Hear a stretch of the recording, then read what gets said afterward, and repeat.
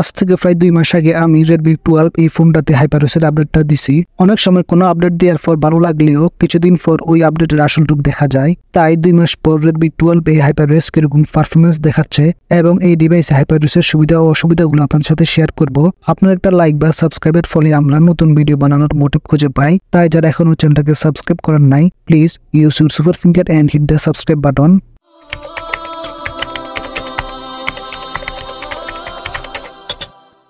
প্রথমে Redmi 12 HyperOS আপডেটের সুবিধাগুলো আপনাদের সাথে শেয়ার করব। তো আপনি দেখতে পারতেছেন যে আমার ফোনে HyperOS এর লেটেস্ট ভার্সনটি ইনস্টল করা আছে। এটা হচ্ছে 1.0.4.0। তো এখান থেকে বেরিয়ে আসি। সেটিংসের মধ্যে মোর কানেক্টিভিটি, নোটিফিকেশন, ডিসপ্লে এসব কিছু অপশনের নাম Xiaomi রিনেম করছে। HyperOS এর ফিচারের মধ্যে অন্যতম একটা ফিচার হচ্ছে ডাইনামিক আইল্যান্ড। এটা অনেকটা আইফোনের মতো ফিল দেয়। তো এখান থেকে আপনি যদি সাইলেন্টে ক্লিক করেন তাহলে ডাইনামিক আইল্যান্ডের মধ্যে আসবে সাইলেন্ট মোড ইজ অন। এরপর আবার অফ করলে এখানে অফ আসবে।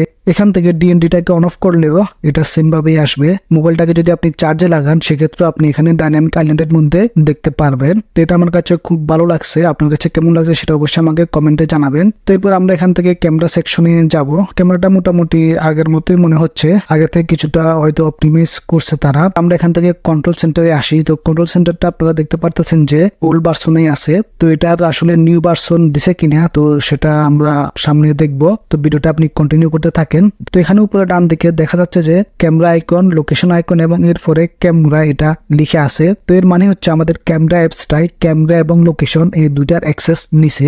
এখানে যদি অন্য কোনো সফটওয়্যার এগুলার অ্যাক্সেস নিত সেক্ষেত্রে ওই সফটওয়্যারের নামটা এখানে লেখা থাকতো। যদি ইমো বা হোয়াটসঅ্যাপ বা মেসেঞ্জার যেটাই অ্যাক্সেস নিত সেটার নাম এখানে লেখা থাকতো এবং যার অ্যাক্সেস নিছে ওইটার লোগোটা এখানে দেওয়া থাকতো। এখানে যদি মাইক্রোফোনের অ্যাক্সেস নিত তাহলে মাইক্রোফোনের আইকনটা থাকতো। এখানে যদি ইমো অ্যাপসটায় মাইক্রোফোনের অ্যাক্সেস নিত তাহলে এখানে মাইক্রোফোনের আইকন এবং পাশে ইমো এই লেখাটা থাকতো।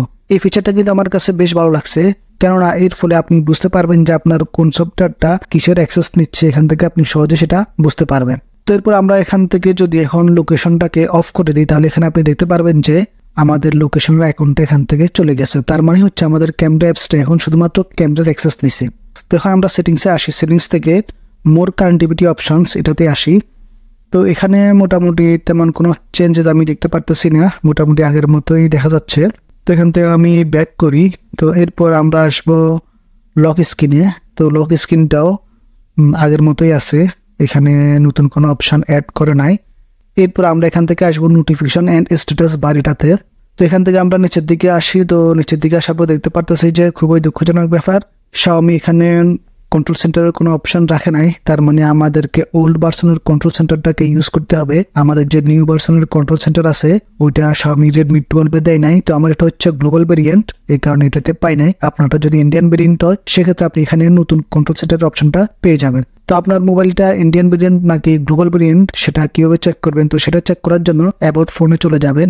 অ্যাবাউট ফোনে আসার পর এখানে দেখবেন যে ওএস ভার্সনের এখানে আপনি লাস্টে দেখবেন যে XM লেখা আছে। তো XM এর আগে যদি MI লেখা থাকে তাহলে বুঝবেন যে আপনার মোবাইলটা হচ্ছে গ্লোবাল ভেরিয়েন্টের, আর যদি IN লেখা থাকে তাহলে বুঝবেন আপনার মোবাইলটা হচ্ছে ইন্ডিয়ান ভেরিয়েন্ট। তো Xiaomi ইন্ডিয়ান ভেরিয়েন্টটাতে অনেকগুলো ফিচার অ্যাড করছে কিন্তু গ্লোবাল ভেরিয়েন্টে ওই সকল ফিচার এখনো দেয় নাই। তো আশা করতেছি পরবর্তী আপডেটে তারা এগুলা অ্যাড করবে। এখানে নোটিফিকেশন স্টাইল আছে, এখান থেকে ক্লাসিক অ্যান্ড্রয়েড যেটা আপনার ভালো লাগে ওইটা এখান থেকে সিলেক্ট করে নিতে পারবেন। এরপর আমরা এখান থেকে আসবো হোম স্ক্রিনে। হোম স্ক্রিনে আসলে আপনি এখান থেকে সোয়াইপ আপ এবং সোয়াইপ ডাউন এর অপশনটা এখানে পেয়ে যাচ্ছেন। তো এরপর আমরা এখান থেকে যাব ডিসপ্লে অ্যান্ড ব্রাইটনেস এইটাতে। তো এখানেও তেমন কোনো চেঞ্জেস আমি দেখতে পারতেছি না। তো এখান থেকে যদি অটো ব্রাইটনেসটাকে আমরা অফ করে দেখি এখানে সানলাইট মোডের অপশনটা দিছে কিনা। তো না, এখানে সানলাইট মোডের অপশনটা Xiaomi দেয় নাই। তো দেয় নাই, কিছু করার নাই। এরপর আমরা ওয়ালপেপারে আসি। ওয়ালপেপারে আসলে HyperOS এর আরো একটা হাইপ তোলা ফিচার এখানে আপনারা পেয়ে যাবেন। তো সেটা হচ্ছে লগ স্টাইল। লগ স্টাইলের সাথে আইকনস এবং ফন্টসও আমরা এখানে দেখতে পারতেছি। তো এখন আমরা লগ স্টাইলে যাই। তো লগ স্টাইলে আসলে আপনি এখানে বিভিন্ন ধরনের লগ স্টাইল দেখতে পারবেন এবং এগুলাকে নিজের ইচ্ছা মতো কাস্টমাইজ করতে পারবেন। তো আমরা এখান থেকে কাস্টমাইজে আসি। কাস্টমাইজে আসার পর উপরে এখানে দেখতে পারতেছেন যে আমাদের ক্লক আছে। এই ক্লকের যে স্টাইলটা আছে ওটা আপনি এখান থেকে চেঞ্জ করতে পারবেন। ডেটের স্টাইলগুলোকেও চেঞ্জ করতে পারবেন এখান থেকে। এরপর নিচের দিকে আছে কালার, এখান থেকে আপনি নিজের ইচ্ছা মতো কালার সেট করতে পারবেন। এরপর এখানে হচ্ছে ফন্ট, এখান থেকে আপনার যে ফন্টটা ভালো লাগে ওইটা এখান থেকে আপনি সেট করতে পারবেন।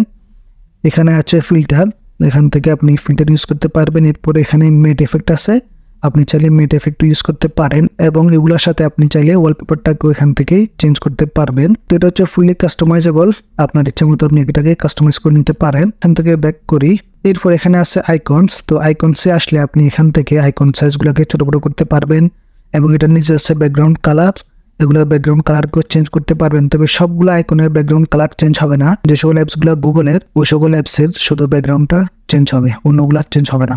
তো এরপর এখানে আছে ফন্ট। তো ফন্টের মাধ্যমে আপনারা বিভিন্ন ধরনের ফন্ট চেঞ্জ করতে পারবেন, এটা তো আপনি জানেনই। তো এবার আমরা থিমে আসি। তো থিমে কিছু নতুন নতুন থিম তারা অ্যাড করছে। তো এখানে প্রতিদিন নতুন নতুন থিম Xiaomi অ্যাড করে।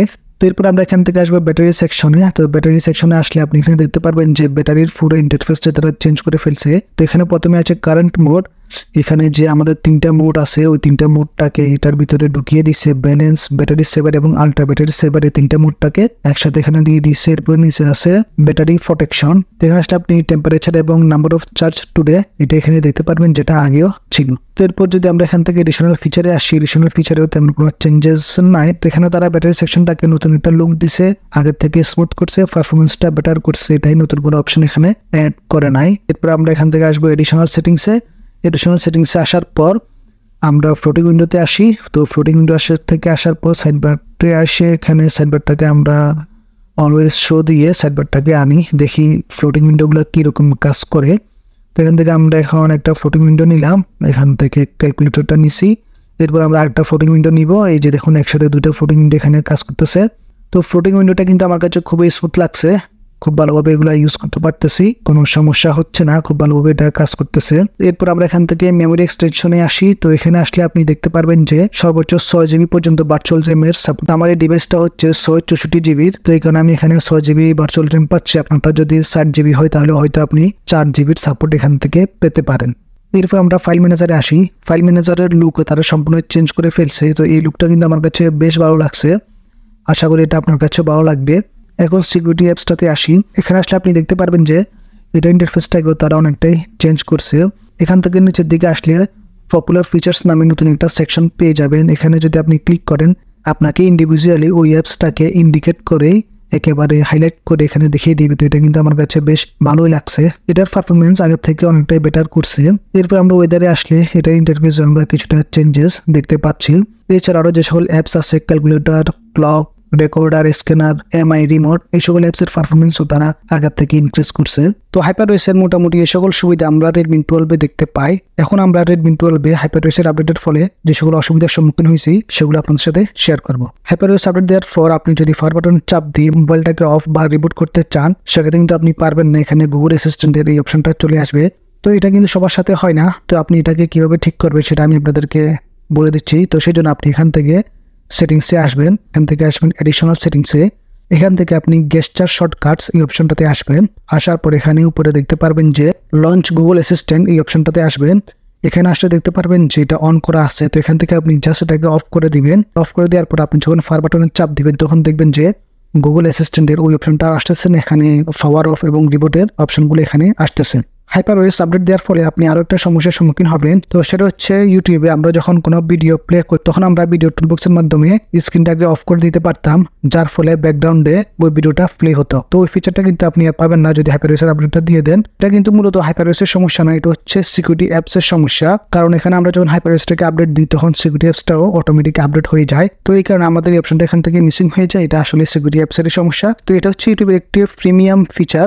আপনি যখন ইউটিউব প্রিমিয়ামটা বাই করবেন তখন কিন্তু আপনি এই ফিচারটা ইউটিউবের সাথে পাবেন, কিন্তু Xiaomi আমাদের এটা ফ্রিতে দিচ্ছিল। তো এই কারণে হয়তো আমার ধারণা কেন হয়তো কিছু একটা হয়েছে যার কারণে এই ফিচারটা Xiaomi উঠিয়ে নিয়েছে। হাইপারওয়েসের এই সকল সুবিধা এবং অসুবিধা আমি রেডমি 12 পাইছি। এখন আসি রেডমি 12 হাইপারওয়েস কিরকম পারফরমেন্স করতেছে সেই বিষয়ে। এতদিন ব্যবহারের পর ফোনটাতে আমি তেমন কোনো সমস্যা পাই নাই, এটার পারফরমেন্স ভালোই পাচ্ছি, আগের থেকে স্মুথ ফিল হচ্ছে। ব্যাটারি ব্যাকআপ এবং চার্জিং টাইমের কথা যদি বলি, এখানে চার্জিং টাইম কিছুটা বেড়ে গেছে, যেটা তেমন কোনো সমস্যা না। সমস্যা হচ্ছে ব্যাটারি ব্যাকআপ নিয়ে। ব্যাটারি ব্যাকআপ 6 ঘন্টার মতো পাচ্ছি। আপনার ব্যাটারি ব্যাকআপ যদি ভালো থাকে তাহলে আপডেট না দেওয়াটাই বেটার হবে। আর যারা অলরেডি আপডেট দিয়ে দিয়েছেন, আপনি যদি কোনো সমস্যা পেয়ে থাকেন তাহলে কমেন্টে জানান, যাতে অন্যরাও এই সম্পর্কে জানতে পারে। হাইপারওয়েস আপডেটের ফলে অন্যান্য ডিভাইসে নাকি ফিঙ্গারপ্রিন্টের অপশনটা চলে গেছিল। রেডমি 12 এই ডিভাইসটার ক্ষেত্রে আমি এখন পর্যন্ত এরকম কোনো সমস্যার সম্মুখীন হই নাই এবং কারো কাছে শুনিও নাই। আপডেট দেওয়ার পর আপনার ফোনে ফিঙ্গারপ্রিন্টের অপশনটা যদি না আসে তাহলে কিভাবে ফিরিয়ে আনবেন এই সম্পর্কে আমার চ্যানেলে ভিডিও আপলোড করা আছে, আমি ডেসক্রিপশনে লিঙ্ক দিয়ে দিব।